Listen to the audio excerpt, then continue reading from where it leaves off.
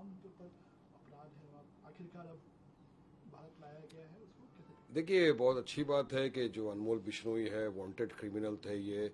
इनका मेरे दोस्त बाबा सिद्दीकी की हत्या के अंदर भी इनको दिखाया गया था। आरोपी सलमान खान के घर पे जो फायरिंग हुई थी उनमें भी इनका नाम आया था। तो अच्छी बात है एनआईए ने लाया। तो अब तो चाहेंगे पूरी तरह से इन्वेस्टिगेशन हो, छानबीन की जाए कि बाबा सिद्दीकी साहब के परिवार का भी ये मांगना था कि क्या हुआ, क्या वजह थी, कौन कॉन्स्पिरेटर था, कौन इसके पीछे था जिन्होंने इनकी हत्या कर दी।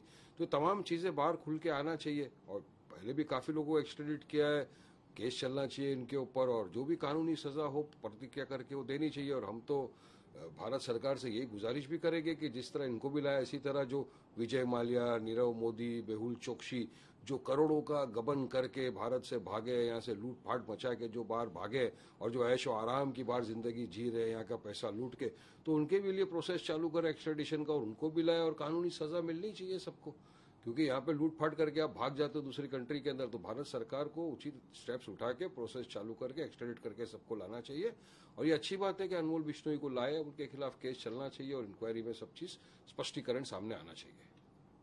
जिस तरीके से मन नबी का जो वीडियो सामने आया, सुसाइड को लेकर जिस तरीके से उन्होंने बात रखी, बात बताई, वही अवैसी जी कह रहे हैं कि ये इस्लाम में हराम है, क्यों देखते हैं? देखिए, बिल्कुल सही बात है कि इस्लाम के अंदर सुसाइड करना, आत्महत्या करना हराम है। और जो बेगुनाह बेकसूर की जान लेना भी एक बहुत बड़ा गुनाह है इस्लाम में। हम हमेशा से, मैं बोलता हूँ ना, हम हर आतंकवादी गतिविधियों का हमने हमेशा से कंडेम किया है, करते रहेंगे। कि आतंकवादी आतंकवादी होता है, उसको किसी की मजहब, धर्म, जात से जोड़ना सही नहीं है। उनका एक ही मंशा होती है कि हम किसी भी तरह दहशतगर्द फैलाएं और अपने मंसूबों में कामयाब हो जाए। क्योंकि आप किसी को भी किसी अगर मजहब से जोड़ दोगे, धर्म से जोड़ दोगे तो गलत है ये बोलना। देख, अभी इंदिरा गांधी को जिन लोगों ने मारा था वो तो मुसलमान नहीं थे। राजीव गांधी की जिन लोगों ने हत्या की वो तो मुसलमान नहीं थे।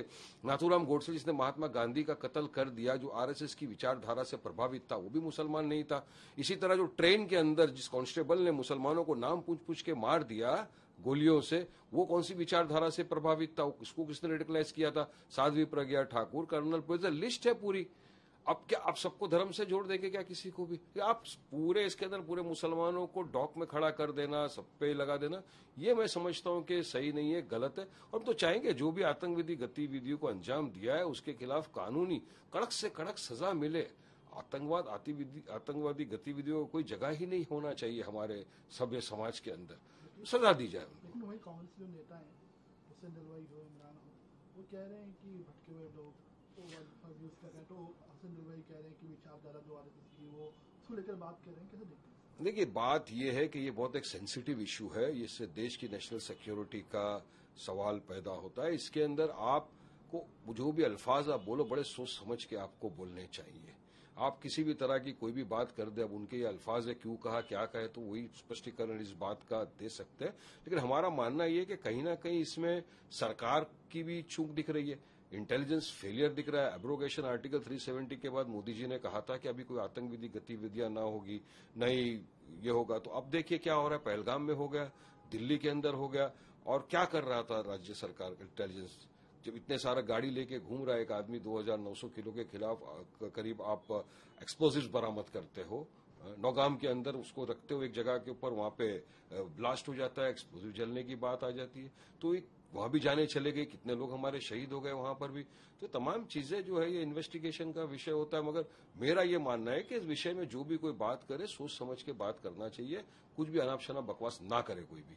272 हस्तियों ने लेटर लिखा है, खत लिखा है राहुल गांधी, और जिस तरीके से संवैधानिक संस्थाओं को डिफेम करते हैं, बदनाम करने की कोशिश कर रहे हैं, इलेक्शन कमीशन, कैसे देखते हैं? देखिए, अभी मैंने सुना है आपके माध्यम से, मीडिया के जरिए से, कि 272 लोगों ने पत्र लिखा है कि भाई ये जो कांग्रेस के नेता है इस तरह की ये कर रहे हैं। तो मैंने यकीन मानिए अभी तक वो पत्र मैंने पढ़ा नहीं है, मैंने देखा नहीं है। मैं एक बार पत्र पढ़ लूंगा, देख लूंगा, उसके बाद में उचित उसके ऊपर अपना बयान दे सकता हूँ। बात करें अगर समाजवादी पार्टी की, तो आज भगवत सिंह ने अनाउंस किया कि हम अकेले लड़ेंगे आने वाले दिन से चुनाव, और 150 सीट पर लड़ेंगे। एक तरफ कांग्रेस भी कह रही है हम अकेले लड़ेंगे, चाहे कोई सा भी आने वाले चुनाव है, लोकल बॉडी इलेक्शन है। देखिए, अब ये समाजवादी के जो है आसिम साहब, इनको तो जितनी चाबी भरी राम ने उतना चले खिलौना वाली बात है। इनको जो आदेश आता है देवेंद्र फडणवीस जी के यहाँ से, बीजेपी के यहाँ से, उतनी सीट पे वो लड़ते हैं, उतना ही वो काम करते हैं। अब वो अगर किसी के साथ जा रहे नहीं जा रहे हमको तो कोई फर्क नहीं पड़ता। लेकिन पिछले चुनाव की बात आपको मैं याद दिलाऊं कि जब ये लोग अभी एमएलए का चुनाव आया उस टाइम भी महाविकास आघाड़ी का हिस्सा थे, समाजवादी पार्टी, उद्धव ठाकरे, शरद पवार जी, कांग्रेस सब एक हिस्सा बना के लड़े। लेकिन उसमें देखा है कि जहां जहां कांग्रेस ने अपने उम्मीदवार को ठहराया था वहां वहां समाजवादी ने अपने उम्मीदवार को खड़ा कर दिया। अब नतीजे ये आए, उसके नतीजे ये कि बीजेपी जीत गई। इसके बाद में इन्हीं के पार्टी के अलायंस के जो पार्टनर है आदित्य ठाकरे, उन्होंने मीडिया के सामने आकर ये बात कही कि इस इलेक्शन में पूरी तरह से समाजवादी ने बीजेपी को हेल्प किया, बीजेपी की बी टीम बन के समाजवादी ने काम किया है। ये उन्हीं की पार्टी के अलायंस के जो नेता है उनका बयान है। तो इनको तो क्या है, इनको ऑर्डर्स यूपी के हेडक्वार्टर से नहीं आते, इनको ऑर्डर महाराष्ट्र के वर्षा बंगलों से आते हैं, उन्हीं के हिसाब से चलता। अब जो भी लोग इनको वोट देंगे तो समझ लो बीजेपी को ही वोट गया, वो तो उन्हीं की टीम है, पूरी उन्हीं के साथ काम कर रही है। हम तो लड़ेंगे, हमने पहले भी कहा था अलायंस में साथ में लिया नहीं लिया, हम लड़े और इंशाल्लाह इस मरतबा भी आप देखना कॉरपोरेशन का चुनाव एमआईएम पूरी ताकत के साथ लड़ेगी। और मुझे यकीन है कि बैरिस्टर असदुद्दीन ओवैसी साहब को और मजलिस इत्तेहादुल मुस्लिमीन को लोग मोहब्बतों से, दुआओं से और वोटों से नवाजेंगे और हमारे काफी सारे कॉरपोरेटर्स चुन के जाएंगे कॉरपोरेशन में, क्योंकि लोगों को विकल्प के तौर पर एमआईएम दिख रही है। आपने बिहार के अंदर भी देखा क्या होगा, किस तरह से हम तो सिर्फ 25 पे लड़े और 5 जीत गए, जबकि इतने बरसों की जो पार्टी थी वो 61 सीट पर लड़कर सिर्फ 6 के ऊपर आ गए। और यहां भी लोगों को एक विकल्प दिख रहा है। देखिए डेवलपमेंट करना, यहाँ पे जो करप्शन इतना हाई लेवल के ऊपर चल रहा है वो भी इन्हीं की सरकारों में हो रहा है। हम तो चाहते हैं कि खत्म हो, तो हम डेवलपमेंट, विकास, करप्शन तमाम मुद्दे लेकर हम जाएंगे जनता के बीच में और इंशाल्लाह जनता देखना इस मरतबा हमारे काफी उम्मीदवारों को दुआओं से नवाजेगी और जीत कर जाएंगे कॉरपोरेशन में। तो आखिरकार एमआईएम को बी टीम, आप कह रहे हैं कि समाजवादी बी टीम दिख रहा है, कौन बी टीम सी टीम डी टीम, देखिए आपके सामने की बात है। इन्हीं के अलायंस पार्टनर ने कहा ना कि पूरी तरह महाराष्ट्र के चुनाव में समाजवादी पार्टी ने बीजेपी का काम किया, बीजेपी की असली टीम समाजवादी पार्टी है। सबने देखा, जहां कांग्रेस खड़ा कर रही है समाजवादी कैंडिडेट खड़ा कर रहा है, नतीजा बीजेपी जीत रही है। तो ये तो वहां से हेडक्वार्टर तो वर्षा ही बन गया है ना इनका। वहां से जो देवेंद्र फडणवीस जी का आदेश आता है उसी पे महाराष्ट्र के जो इनके प्रेसिडेंट है समाजवादी पार्टी के, वो करते हैं काम। तो जितनी चाबी भरी राम ने उतना चले खिलौना, वही तो मैं बोल रहा हूं।